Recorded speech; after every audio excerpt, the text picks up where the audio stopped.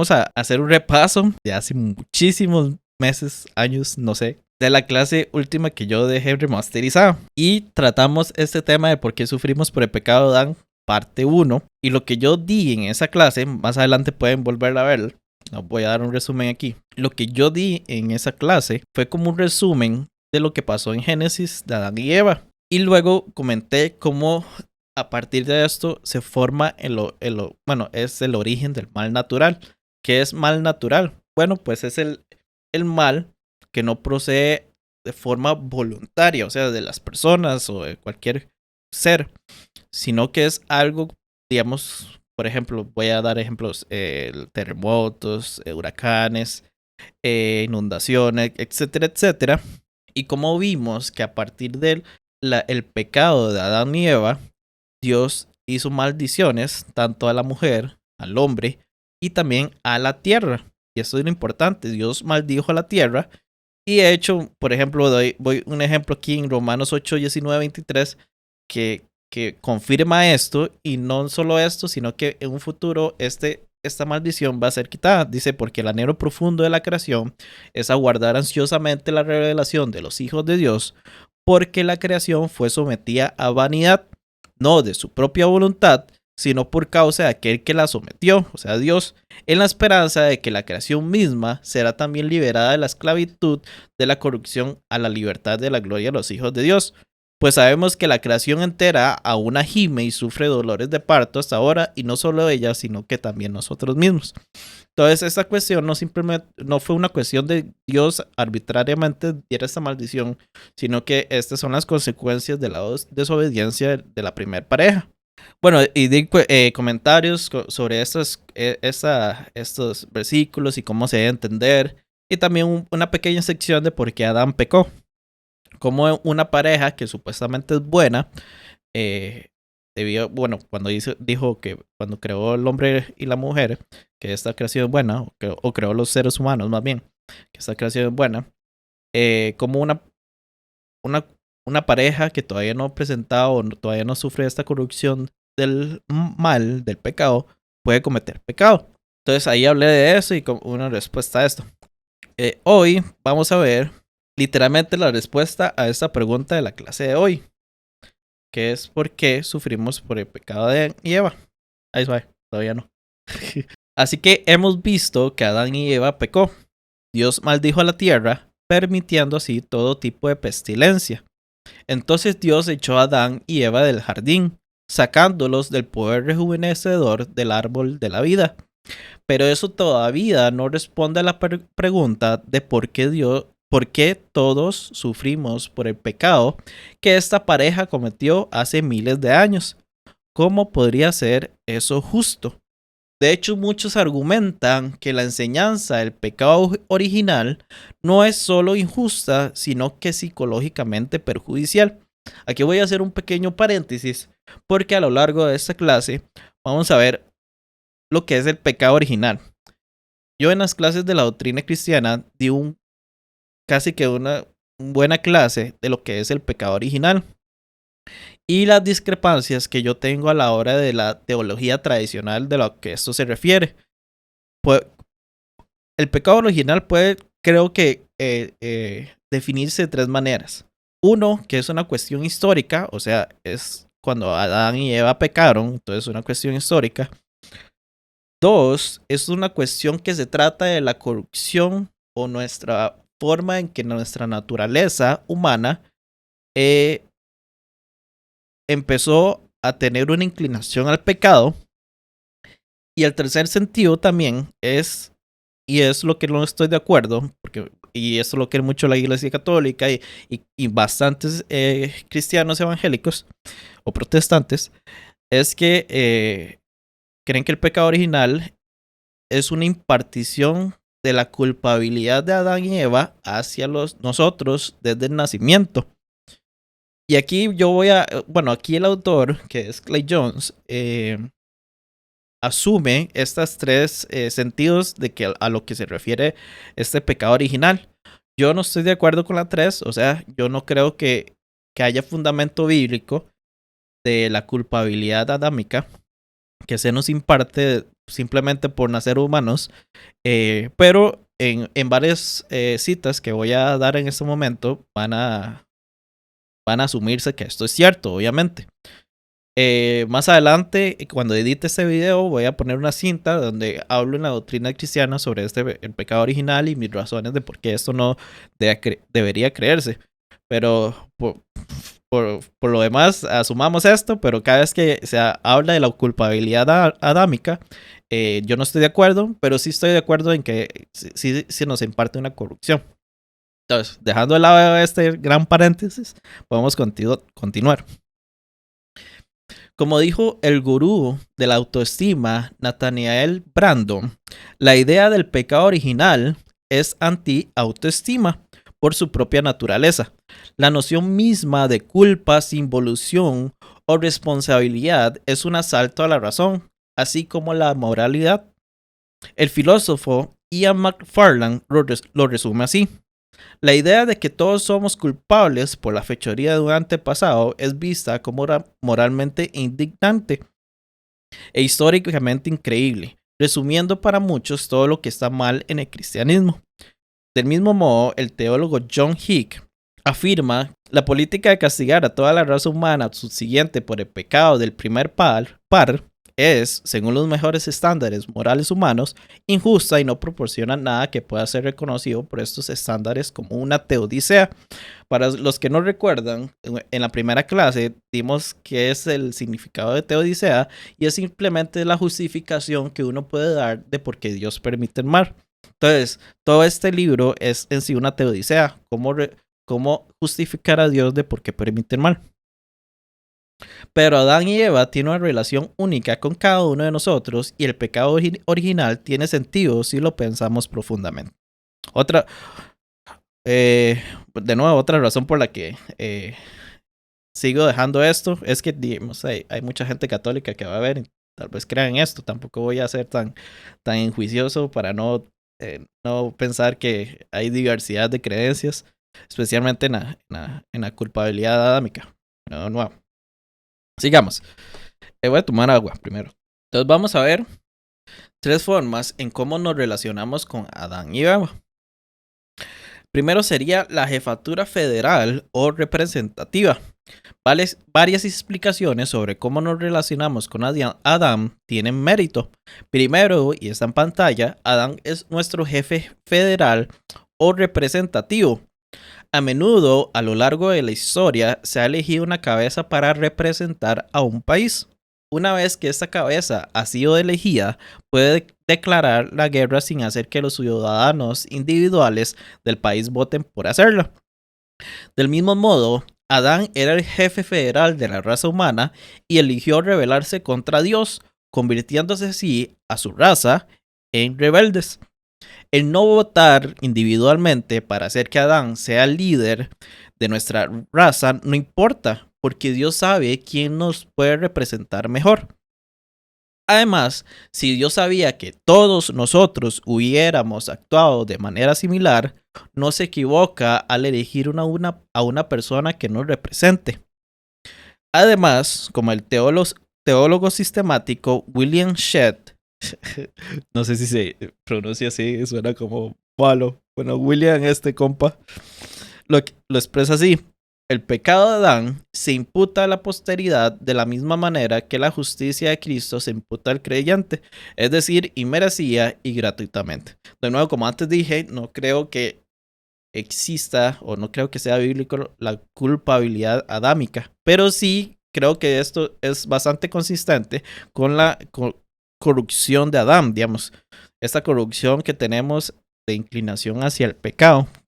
O sea, bueno, en palabras de la libertad libertariana de un molinista, diría que el pecado de Adán lo que abrió es que nuestro rango se hizo más grande y lo que antes, por ejemplo, era muy poca la posibilidad de pecar, ahora debido a esto tenemos una gran variedad de opciones para pecar. Y claramente entre más posibilidad haya, más probable vayamos a caer, ¿verdad? Entonces sería como mi perspectiva en ello. Igual todas estas 3 tres formas son consistentes lo que estoy diciendo en la corrupción, no solo la culpabilidad. Continuando, de hecho, los cristianos que todavía podría pensar que sufrir por el pecado de Adán es injusto, deben recordar que no es justo que Cristo muera por ellos. En segundo lugar, todos tenemos una unión realista o seminal con Adán, por lo que realmente estuvimos presentes, como dice Clay Jones, en Adán cuando Adán pecó. Toda la humanidad estaba en los lomos de Adán cuando se rebeló. Y dado que en realidad estábamos presentes en su pecado, también somos culpables de su pecado. Estar ontológicamente presente hizo que el pecado de Adán fuera imputable a nosotros de la misma manera, como este señor William analizó, no lo voy a decir el apellido, que la mano u ojo actúa y peca en el acto la mano u ojo actúa y peca en el acto asesino o lujurioso del alma individual. Hebreos 7, 9 al 10 nos dice que, y por decirlo así, cito aquí, por medio de Abraham, a un Leví que recibía diezmos, pagaba diezmos, porque aún estaba en los lomos de su padre cuando Melquisedec le salió al encuentro. Si Leví no estaba en ningún sentido presente en Abraham, entonces, ¿cómo se podría haber dicho que había diezmado a Melquisedec? 1 Corintios 15, 22 nos dice que en Adán todos mueren y todos somos descendientes, la raza de Adán. Como este señor William escribe, morir en Adán, tanto espiritual como físicamente, de nuevo aquí hay otro paréntesis mío, tampoco creo que hay una muerte física por medio de Adán y Eva. Creo que la mortalidad seguía incluso en Adán y Eva y era por medio del árbol de la vida que podría mantener esa vida eterna. Si no, no hubiera dicho cuando Dios lo sacó, que ojalá que lo sacó del jardín del Edén para que no comieran del árbol de la vida y vivieran eternamente. O sea, si no fuera por el árbol de la vida y creyéramos en la inmortalidad de Adán y Eva, ¿cómo es posible que Dios se preocupara para que tengan vida eterna si ya la tenían? Entonces, claramente es por medio del árbol de la vida que es que tienen inmortalidad. Pero sin ella seguiría estando en un estado natural mortal. Entonces, esa sería mi razón por la que la muerte del Génesis es solo espiritual y no física. Pero bueno, siguiendo con lo que dice Shed bueno, William, morir en Adán tanto espiritual como físicamente supone la existencia en Adán tanto en cuanto al alma como al cuerpo. De manera similar, el teólogo Millard Erickson dijo así: entonces, estábamos presentes en forma germinal o seminal en nuestros antepasados. En un sentido muy real, estuvimos allí en Adán. Su acción no fue simplemente la de un individuo aislado, sino de toda la raza humana. Aunque no estuvimos allí individualmente, sin embargo, estuvimos allí. La raza humana pecó como un todo. Por lo tanto, no hay nada injusto o incorrecto en que recibamos una naturaleza corrupta y culpa de Adán, ya que estamos recibiendo los resultados justos de nuestro pecado. Esta es la perspectiva de Agustín. De nuevo, aquí está la naturaleza corrupta, que sí estoy de acuerdo, y la culpa no. Se necesita tiempo para comprender este concepto, pero vale la pena pasar el tiempo haciéndolo. Clay Jones dice que Shed, es que no sé cómo se pronuncia, dijo que no se puede mantener la jefatura federal o representativa y la identidad seminal porque si estuviéramos realmente presentes, entonces no necesitaríamos un representante. Pero creo que ambas pueden ser ciertas porque aunque realmente estábamos presentes cuando Adán pecó, no teníamos conciencias individualizadas en el momento del pecado de Adán. Por lo tanto, Adán también puede servir como nuestro representante. Y la tercera forma sería el traducianismo.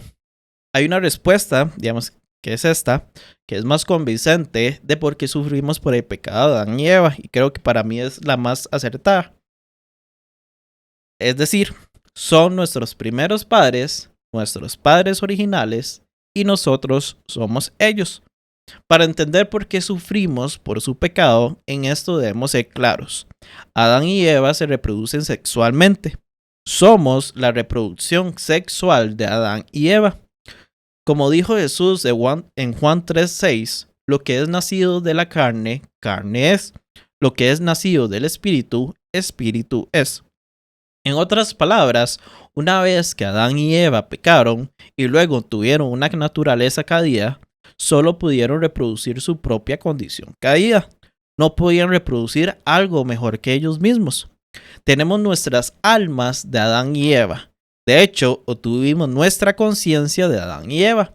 Después de todo, ¿de dónde vino nuestra conciencia? Obviamente, si no hay Dios, o sea, si uno es ateo, y bueno, de una manera epistemológica no es así. Si decimos ontológicamente que no hay Dios, entonces tenemos nuestra conciencia de nuestros padres. Hay algo acerca de la unión del esperma y el óvulo que puede producir un ser que es consciente. Pero si crees que hay un Dios, eso no cambia de dónde obtuviste tu conciencia. Todavía la obtuviste de tus padres, quienes la obtuvieron de sus padres, y así sucesivamente. Todo el camino de regreso a Adán y Eva. Ese concepto de que recibiste tu alma de Adán y Eva, de hecho que en un sentido muy real eres Adán y Eva, se llama traducianismo. Y el término traducianismo proviene de la palabra latina tradux, que se traduce como vid. La imagen, la vid es un ramo de uvas, de la planta, un ramo de uvas. De la misma manera que una vid transfiere su naturaleza inherente desde su raíz hasta cada tallo y hojas subsiguientes, así también transmitimos nuestras almas a nuestros descendientes cuando nos reproducimos. Agustín lo dijo de esta manera: porque todos estábamos en ese hombre. La naturaleza seminal estaba allí desde la cual nos propagaríamos. Y esto está viciado por el pecado y atado por la cadena de la muerte, y justamente condenado, el hombre no puede nacer en ningún otro estado. Y así, del mal uso del libre albedrío, se originó todo el tren del mal, que, con su concatenación de miserias, transporta a la raza humana desde su origen depravado, como desde una raíz corrupta hasta la destrucción de la segunda muerte, que no tiene fin, excepto para aquellos que son liberados por la gracia de Dios. Millard Erickson lo expresó de manera similar. La totalidad de nuestra naturaleza humana, tanto física como espiritual, material e inmaterial, ha sido recibida de nuestros padres y antepasados más distantes por descendencia del primer par de humanos. Eso no significa que cada esperma tenga un alma y cada óvulo tenga un alma, como muchas objeciones a la perspectiva provida le han hecho por parte de la proelección, ¿verdad? J.P. Moreland, que es un increíble filósofo sobre el alma, explica cómo funciona el traducianismo. El traducianismo sigue el modelo de la antigua doctrina aristotélica del cambio sustancial, en el que dos cosas se unen, tienen el potencial de formar una sustancia completamente nueva en conjunto y dejan de existir cuando la nueva sustancia comienza a existir. Entonces, cada esperma y cada óvulo tiene potencialidades anímicas para formar un nuevo cuerpo con alma cuando se unen. Entonces, no es el alma del padre y la madre lo que importa, sino las potencialidades del óvulo y el esperma. Entonces, no es que cada esperma y cada óvulo tenga un alma, sino que los dos se combinen para formar un alma. Entonces, como vimos anteriormente, Jesús dijo en Juan 3:6, lo que es nacido de la carne, carne es, y lo que es nacido del espíritu, espíritu es. Hasta que nazcamos de nuevo, solo somos carne adámica que necesita nacer de lo alto, como dice Juan 3:3, el versículo también 7, o 1 de Pedro 1:23. Jesús dijo en Juan 8:23, vosotros sois de abajo, yo soy de arriba. Vosotros sois de este mundo, yo no soy de este mundo. En otras palabras, las almas humanas no son creadas especialmente por Dios, no vienen de arriba. Estos y otros pasajes respaldan que heredamos nuestras almas de Adán y Eva. Te puedes preguntar por qué la Biblia no menciona a Adán con más frecuencia cuando es tan importante para nuestra existencia.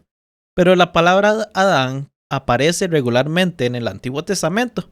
Y la razón por la que no nos damos cuenta de esto es que las Biblias en español traducen la palabra hebrea, que es Adam con M, como hombre o humano.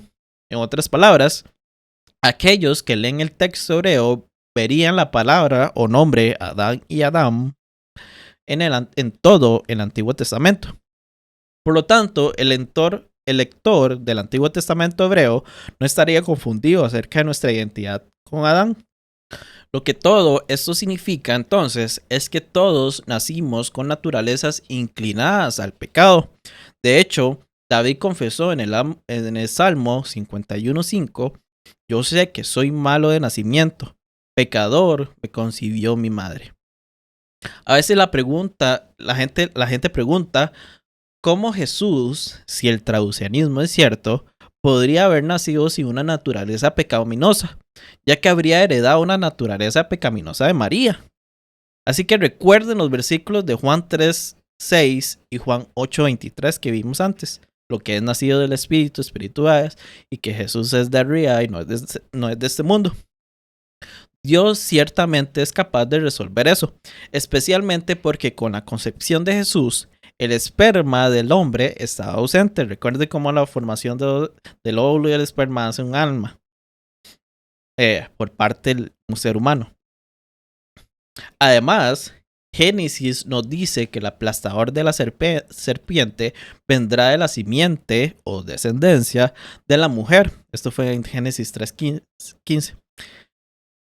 El Señor podría haber dicho fácilmente que el aplastador de la serpiente vendría a través de la simiente o descendencia tanto del hombre como de la mujer, pero no lo hizo. Es completamente posible que la naturaleza pecaminosa pase a través del esperma del hombre y no del óvulo de la mujer. Ahora, por supuesto, Dios podría haberlo hecho de otra manera, pero no necesitamos saber el mecanismo exacto que Dios usó, así como no necesito entender la aerodinámica para poder volar en un avión. Todo lo que es importante para nuestros propósitos actuales es el hecho de que la simiente de Adán se corrompió. Los padres de los bebés se quejan de que no hay forma de que sus pequeñas criaturas, oh pobrecitas, llenas de alegría, nazcan corruptos. Son tan lindos, ¿verdad?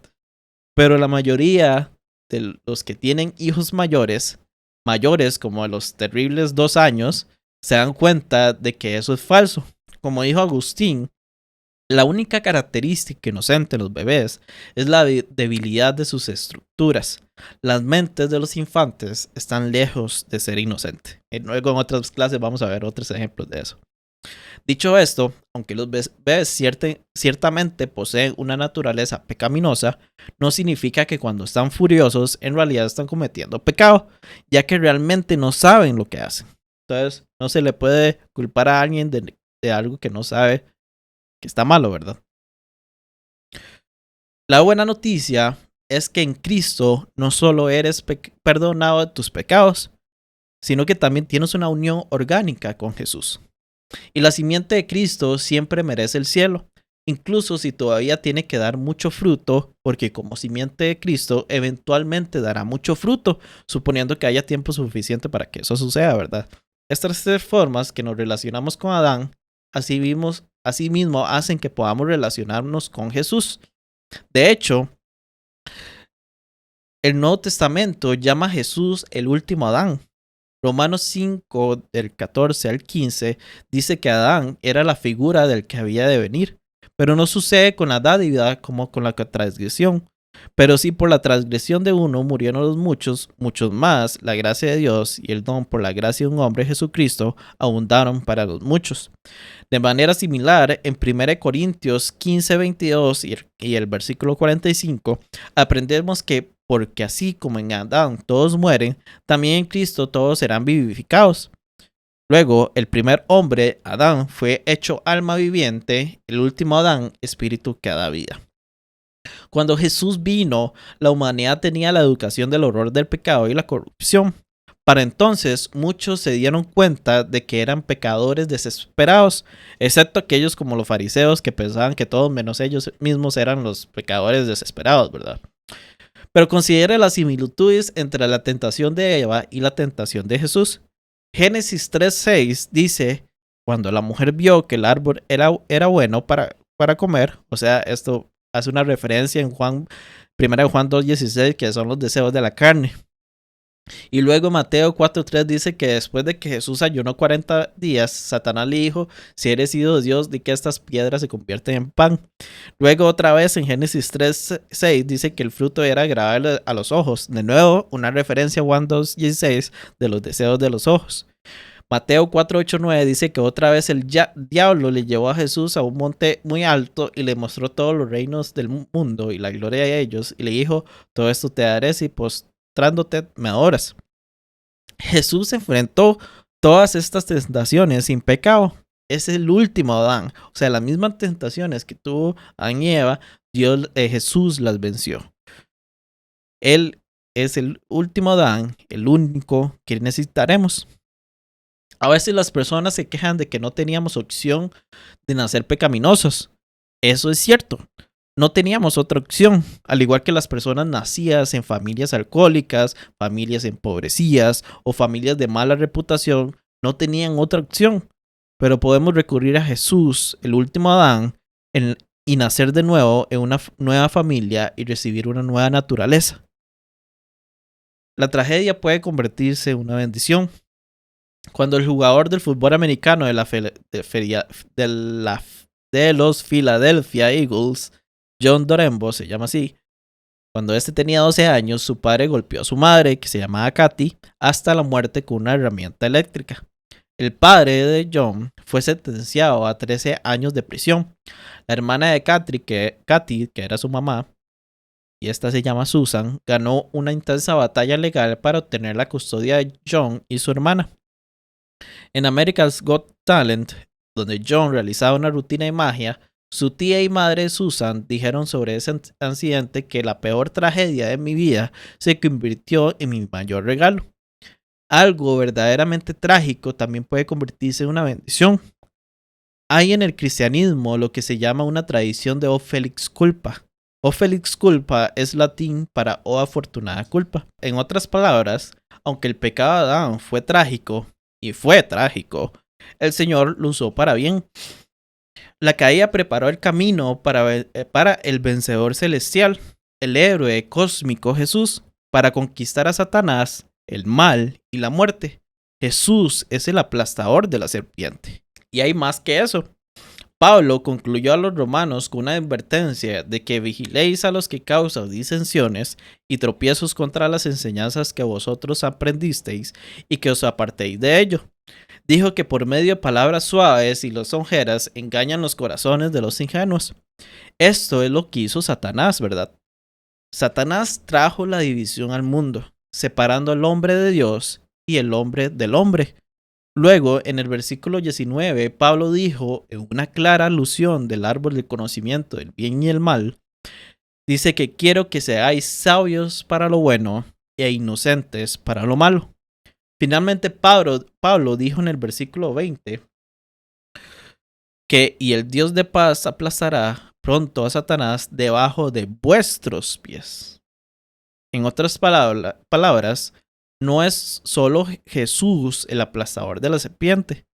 Nosotros nos unimos a Jesús para aplastar a Satanás bajo nuestros pies. Entonces, para resumir todo esto, Adán y Eva son nuestros padres. Pecaron, se reprodujeron y aquí estamos. Pero si estos hechos aún son horribles para ti y deberían serlo, entonces toma en serio la lección cósmica que está en esta clase. Odia el pecado y eso debería llevarte a confiar en el último Adán, Jesús, quien solo puede salvarte de tu pecado. Con eso vamos a terminar la clase de hoy. Ya la siguiente clase vamos a responder la pregunta de por qué le pasan cosas malas a la gente buena. Mi pregunta era la de que no lo habías publicado antes, ves que salió el tema este del, ¿cómo se llama este? Del Dan McClellan.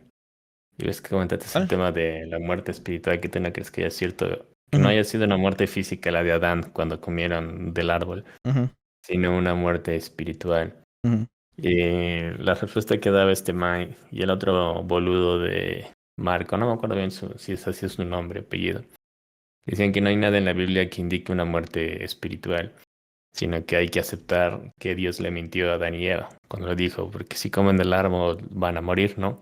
ujú, Y el texto sí presenta que luego viene la serpiente y les dice con que les dijo Dios, ¿no? Y no ujú. pasa y no murieron. Entonces parece que la serpiente estaba diciendo la verdad y Dios les mintió. Entonces mi pregunta era, ¿y cómo tú resuelves eso? ¿Cómo tú has escuchado que lo resuelve lo de la Dios, que Dios está mintiendo ahí? Sí, yo he escuchado que Dios no miente porque supuestamente, bueno, vamos a resumir la pregunta para ver si entiendo bien tu pregunta. Que supuestamente Dios mintió porque cuando supuestamente comiera la fruta morirían en ese momento, ¿verdad? Eso es lo que usted pregunta. Que porque Así dice es. ciertamente morirían. Eh, he escuchado la respuesta de Michael Jones, que la locución de ciertamente moriráis en hebreo da el espacio para... Y claramente me parece que si Michael Jones, Sí, sí, Michael Jan del Spy en Philosophy. sí, sí, este Mae creo que asume el pecado original, no sé la verdad.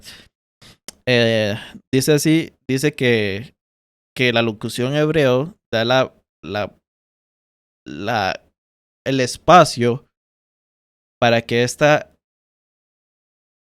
oración no sea, digamos, algo que suceda temporalmente de inmediato, sino que pueda haber un lapso de tiempo indefinido en ello. Ahorita no me acuerdo la respuesta completa de eso. Si no, ahí la pongo ahí en el PIOS, en la sección de videos o documentos.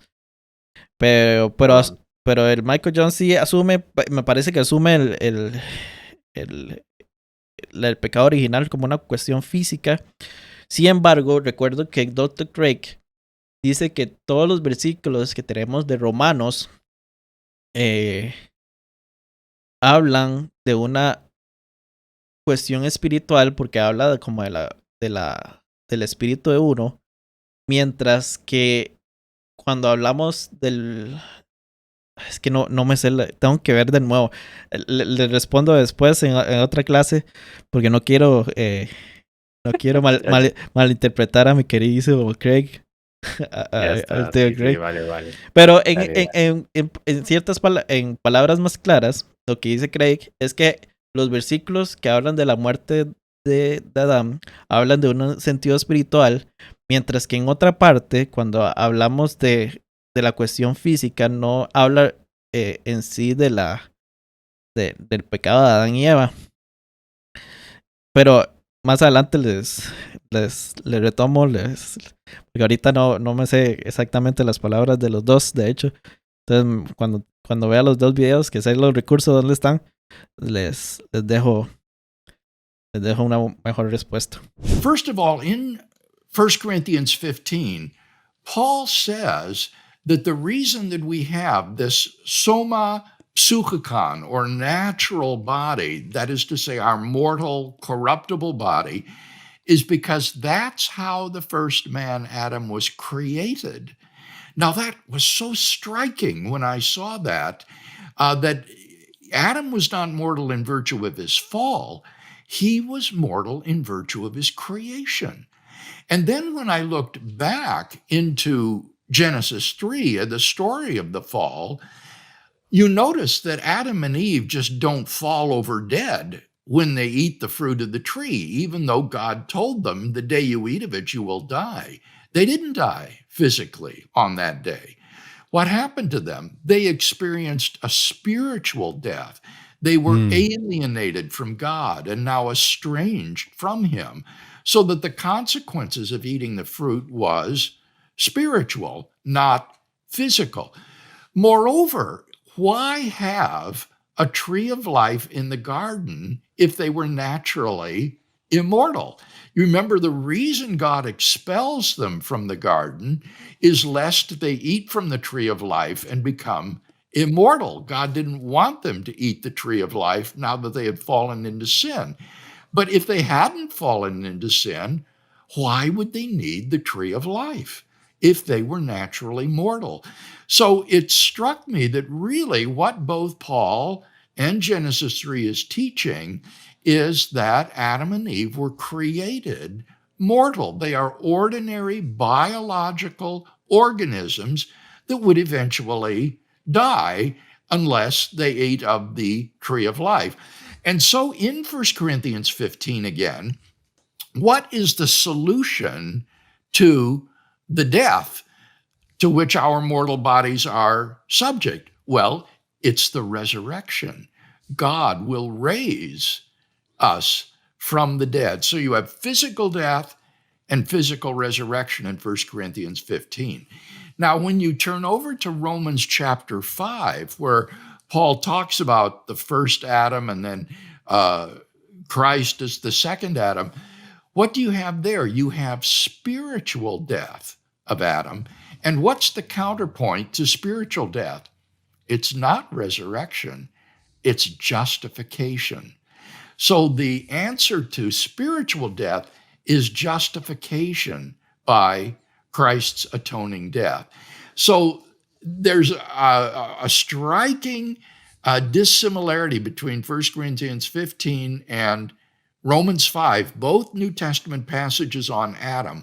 One is how the resurrection cures the blight of physical mortality that we have as a result of our creation. And the other is on how justification in Christ heals our spiritual death that we experienced as a result of sin.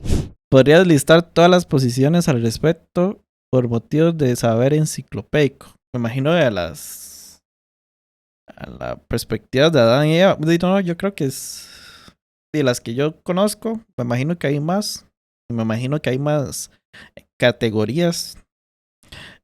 No, solo las que creen no, es que me imagino que también hay gente que no cree en que somos corruptos, sino que somos buenos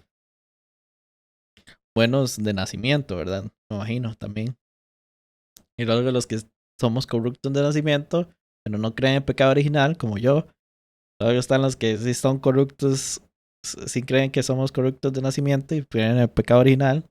Y me imagino que está la creencia de que no que tenemos el pecado original, pero que no somos corruptos. No sé, suponiendo. Y creo que hay bastantes perspectivas. Y luego están las perspectivas sobre si hay muerte espiritual, si hay muerte física o no. Ok, vamos a responder a la pregunta de Bishop. Dice, ¿existió la muerte antes del pecado de Adán? Sí.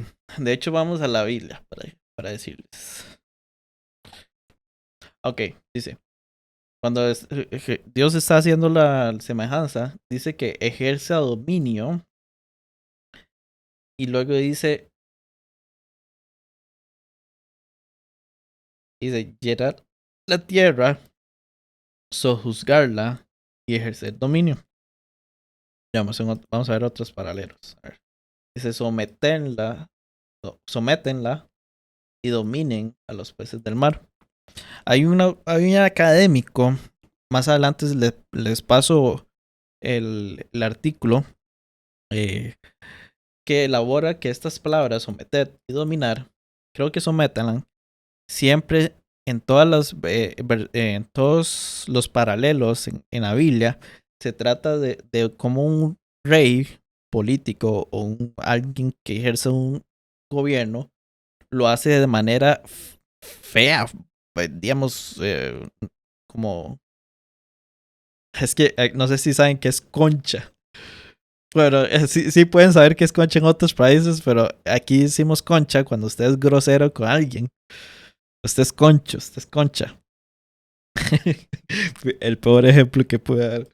sabiendo que mi público no es de Costa Rica. Pero, digamos, usted, algo de carácter, digamos, malo, o sea, es que no sé cómo explicarlo, que no sea, sí, como una tiranía. Entonces, estas palabras, y también de dominar, tiene sentido en que Dios quiere que usemos todo que nos dio para nuestras necesidades fisiológicas, como es la comida. Y si ven más adelante, vemos, vamos a ver el versículo aquí. Ajá. Después de que les dice esta parte de someterla y dominarla, más adelante dice: yo les doy de la tierra todas las plantas que producen semillas, todos los árboles que dan frutos con semilla, que se le da alimento. Y les doy tierra, hierba verde como alimento para todas las fieras de la tierra, todas las aves, etc. Entonces, aquí hay una referencia muy exacta de... Ay, casi no se ve, perdón. Cámara no lo dejaba ver. Aquí una referencia exacta de que cómo las plantas nos dan alimento, y antes dice algo sobre las tierras de los peces del mar y las aves del cielo. Veamos el versículo, creo que está en 8. Ok. Y vean la interesante relación que tiene el versículo 1, el de Génesis, y aquí dice: Dios bendijo a Noé y a sus hijos con estas palabras: sean fructíferos, como le decía en el 1, multiplíquese y llene la tierra. Todos los animales de la tierra tendrán temor y miedo ante ustedes, algo de sojuzgarla y dominarla. Las aves, las bestias salvajes, los animales que se arrastran por el suelo y los peces del mar, todos estarán bajo su dominio. Todo lo que se mueve y tiene vida, al igual que las verduras, les será de alimento. Yo les doy todo eso. Obviamente que la carne con sangre, ¿no? Pero no entienden la relación de este Génesis 9 con Génesis... Era 1, ¿verdad? Sí. De esta parte que yo les doy las platas para... Porque dice: no, es que en este momento aquí solo les da la cuestión de las plantas, pero no las animales. Pero si eso es así, ¿por qué reafirma de nuevo que pueden comer las verduras y las plantas en el 9? Solo tendría sentido si está reafirmando el mandamiento que una vez les dio anteriormente en el versículo 28 y 29 del capítulo 1. Entonces, claramente hubo muerte en el Génesis, especialmente muerte animal. Y también por la razón de que Génesis 3 me parece que hubo mortalidad. Bueno, hay muchas perspectivas en la cuestión de Adán y Eva.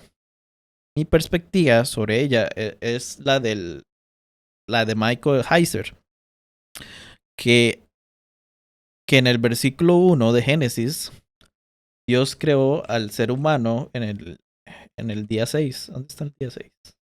En el día 6 hizo a los seres humanos. Entonces, mi perspectiva es que Génesis 1 es un relato de cómo Dios crea a todos los seres humanos en el mundo, o en la población local que había tal vez en África y cosas así. Y luego en Génesis 2 es el relato de sus sacerdotes que van a ser los representantes de los seres humanos en el jardín de Edén. Entonces, Adán y Eva no eran los únicos seres humanos, sino que también fuera del jardín había otros seres humanos, y eso da sentido, digamos, a cuestiones de que Caín tenía miedo que lo mataran, y por eso tuvo una marca. Y luego en Génesis 3 vemos, entonces, si había gente fuera del jardín que no tenían el poder del árbol de la vida, claramente estos iban a morir. Y no solo eso, como antes dije en la clase, una de las preocupaciones que tenía el Señor es que no vaya a ser que extienda su mano también y tome el fruto de la vida, lo coma y viva para siempre. Esto se está referenciando a la pareja. O sea, si Adán y Eva fueran inmortales, Dios no tendría esa preocupación y simplemente diría, no, ya no van a ser inmortales y listo. Pero no, de alguna manera ya tenía mortalidad y en el jardín del Edén, ya sea como ustedes lo piensen, si es algo literal o no, tenía una forma de vivir eternamente. Pero Dios le quitó esa forma de vivir eternamente. Pero no es que eran inmortales desde antes, es que era porque el simplemente hecho de que tener el árbol de la vida es que vivían eternamente o eran inmortales. Entonces, ¿qué pasa con los de afuera del jardín? Eran mortales. Y también aquí y también Adán y Eva, nada más que simplemente el beneficio de estar en el jardín de Edén les da inmortalidad, que Dios se las quitó. Entonces, esas serían mis perspectivas.